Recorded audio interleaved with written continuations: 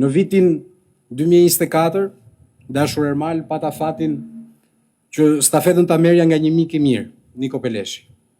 Sot kam gjithashtu fatin t'ia dorëzoj stafetën një tjetër miku dhe bashkëluftëtarit mirë, Ermal Nufit. Jam i bindur se me atë dashurinë dhe vendosmërinë e tij në krye të kësaj ministrie do të shkëlqeni të gjithë si skuadër. Institucioni është i fortë, Shqipëria është në duar të sigurta dhe misioni vazhdon. Këtë ministri e lë me shumë respekt, shërbimin ndaj Republikës se vazhdoi me të njëjtin betim.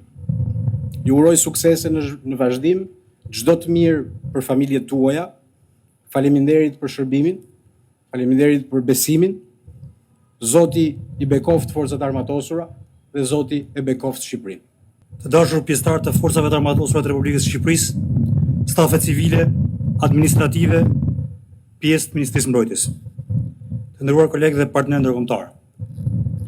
Sot marr detyrën si Ministri i Mbrojtjes i Republikës së Shqipërisë me një ndjenjë të thellë nderi, por mbi gjitha me një vetdije të plotë për përgjegjësinë që mbart ky institucion për sigurinë e vendit.